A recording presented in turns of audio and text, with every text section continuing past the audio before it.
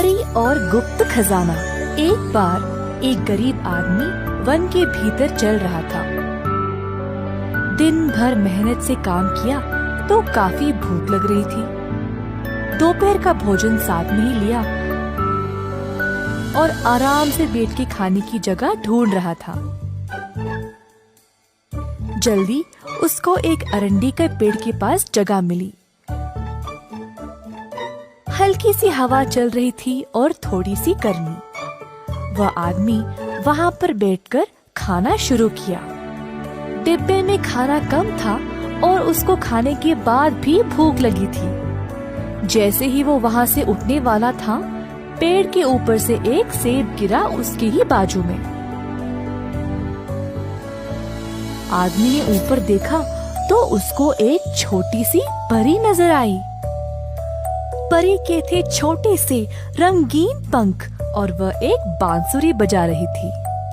गरीब आदमी ने कभी भी परी नहीं देखी तो वह आश्चर्य रह गया। प्रणाम दोस्त, इतनी दुखी क्यों हो? प्रणाम परी जी, मैं एक गरीब इंसान हूँ। मेरे पास पैसे नहीं है। मैं बहुत मेहनत करता हूँ परंतु मेरी कमाई काफी नहीं है। कोई बात नहीं दोस्त, मैं तुम्हारी सहायता करूंगी। परी ने अपने बांसुरी पर कुछ धुन बजाया और एक बड़ा सा बेलचा आदमी के सामने प्रकट हुआ। इस बेलचे के साथ इस पेड़ के इर्द गिर्द खोदना। जब तक तुम्हें कोई खजाना ना मिले खोदते ही रहना, फिर तुम जीवन भर सुखी रह सकते हो। बहुत बहुत धन्यवाद परी जी। परी मुस्कुराते धुन बजाते हुए वहाँ से उड़ गई। आदमी ने खोदना आरंभ किया। तेज धूप थी परंतु वह उत्सुक था ये जानने के लिए कि सच में कोई खजाना है या नहीं।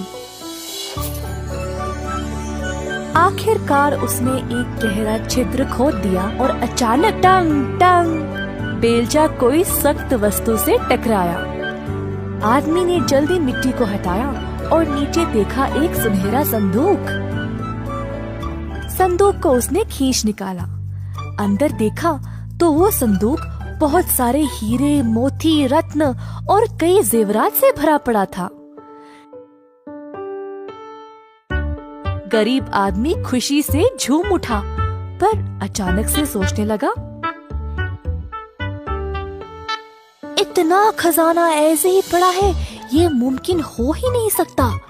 अगर ये किसी और का है तो मेरा इसको लेना चोरी के समान होगा। जो भी नागरिक का नहीं है वो तो महाराज की संपत्ति होती है ना।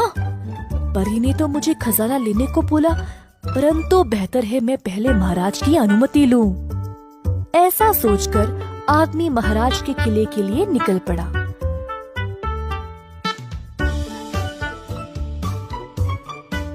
महाराज ने पूछा, बताओ आदमी, यहाँ क्यों आए हो और तुम्हारे हाथ में ये क्या है? महाराज, आज मेरे साथ एक अजीब सी घटना घटी।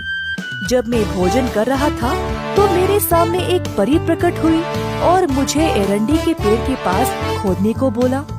उसने कहा कि मुझे कुछ खजाना मिलेगा और मिला भी, परंतु मुझे नहीं पता अगर इस पे मेरा कोई अधिकार है या नहीं। अगर ये किसी और की संपत्ति है तो मैं इसे लेना नहीं चाहूँगा। गरीब आदमी ने ऐसा कहकर खजाना महाराज को दिया और पीछे हट गया। ये बहुत ही बहुमूल्य खजाना मिला है तुम्हें, परंतु मुझे तुम्हारी निष्ठा बहुत पसंद आई। अपने दरबार में तुम जैसों की आवश्यकता है। मैं तुम्हें अपना कोषाध्यक्ष बनाना चाहता हूँ। राज्य की सारे खजाने की जिम्मेदारी तुम्हारी होगी। तुम्हारी सत्यता एक उपहार है। अच्छी सेवा करोगे तो मेरे राज्य में सुखी रहोगे। और हाँ, एक और बात, इस खजाने को ले जाओ, अब ये तुम्हारा है। परी ने तुम्हें भेंट दी थी और ये मेरी तरफ से भी तुम्हारी ईमानदारी के लिए भेंट है। आपकी सेवा करने के लिए मैं धन्य हूँ महाराज। मैं वचन देता हूँ मैं पूरी मेहनत और ईमानदारी से काम करूँगा। उस दिन से गरीब आदमी का जीवन ही बदल गया, परंतु उसकी वफादारी हमेशा के लिए अपरिवर्तित रही।